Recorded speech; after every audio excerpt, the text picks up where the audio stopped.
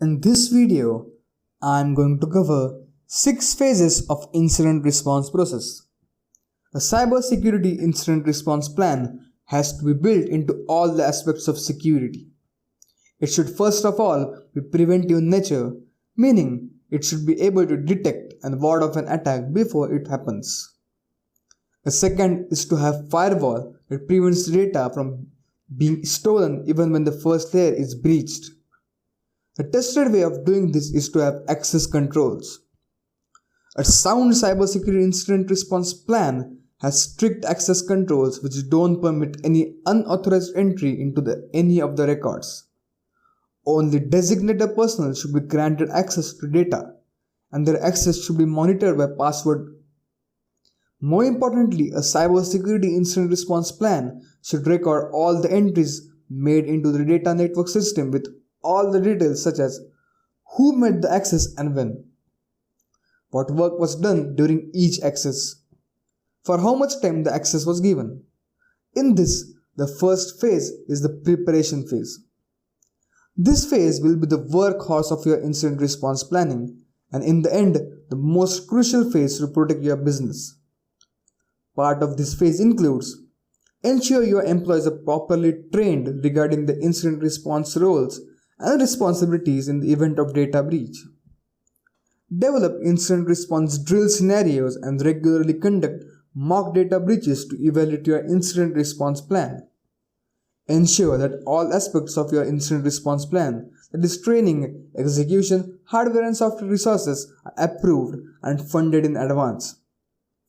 Your response plan should be well documented, thoroughly explaining everyone's roles and responsibilities. Then the plan must be tested in order to assure that your employees will perform as they were trained. The more prepared your employees are, the less likely they will do critical mistakes. The second phase is the identification. This is the process where you determine whether you have been breached. A breach or incident could originate from many different areas. We have to know how much this breach has affected our system. The next is the containment phase. When a breach is first discovered, your initial instinct may be to securely delete everything so you get rid of it. However, that will likely hurt you in long run since you will be destroying valuable evidence that you need to determine where the breach started and devise a plan to prevent it from happening again. Instead, contain the breach so it doesn't spread and cause further damage to your business.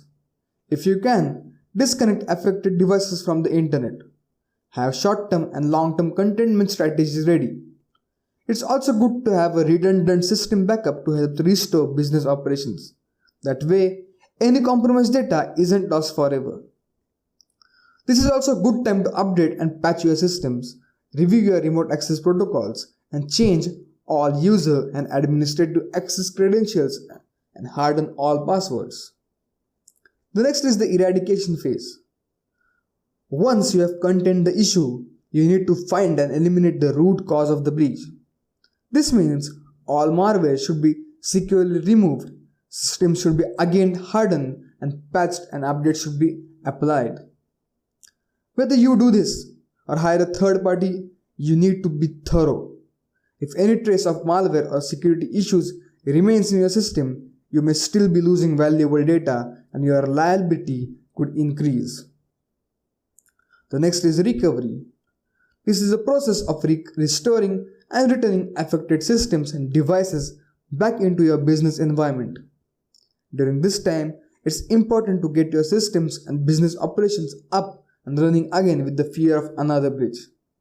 The last one is the lessons learned. Once the investigation is complete, hold an after-action meeting with all the incident response team members and discuss what you have learned from the data breach. This is where you will analyze and document everything about the breach. Determine what worked well in a response plan and where there were some holes. Lessons learned from both mock and real incidents will help strengthen your system against the future attacks.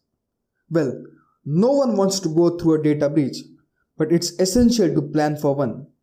Prepare for it, know what to do when it happens, and learn all that you can do afterwards an incident.